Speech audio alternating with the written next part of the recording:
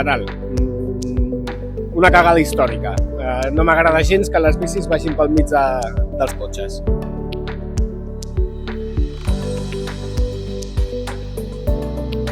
Jo que personalment vaig molt amb bici, em sembla molt bé, perquè feia falta.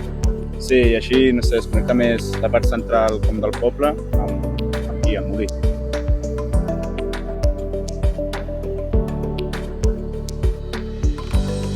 Hombre, yo creo que se deberían de preocupar por otras cosas que hacen más falta que el carril bici, porque eso para mí es una porquería.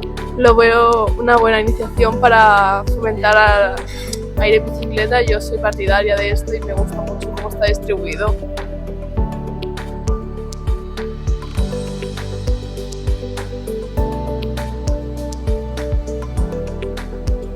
Doncs me sembla indignant que facin un carril bici en una zona principal quan tenim aquí una zona de bici des dels Àngels Alemany fins a passat al Pompeu Fabra. L'únic que això causarà, jo crec que serà més problemes, accidents, la gent no se despistarà y trobará aquests bandents y cauran.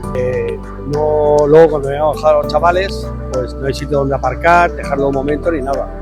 Y entiendo que en verano no pasa nada, porque venimos andando, venimos como sea. Pero en invierno, días como hoy, que está lloviendo, pues entonces, ¿dónde dejamos a los críos? Porque venimos con el coche y no debemos dejar a los críos. Me parece una cosa absurda, porque las ambulancias tienen preferencia y ahí van a tener problemas. Eso para empezar. Y segundo, el carril bici en Lloret tendría que hacerlo por fuera de Lloret, no por dentro de Lloret. Bueno, creo que está bastante bien puesto por lo que hay. O sea, es una buena opción. Claro que claramente no es lo más seguro, pero es lo máximo que se ha podido hacer. Me parece bien, pero a la vez me parece absurdo, porque tú has visto las líneas y los carriles que han hecho. Sí, o sea, es que es más fácil hacerlo a mano que como lo han hecho ellos, ¿sabes? Y no.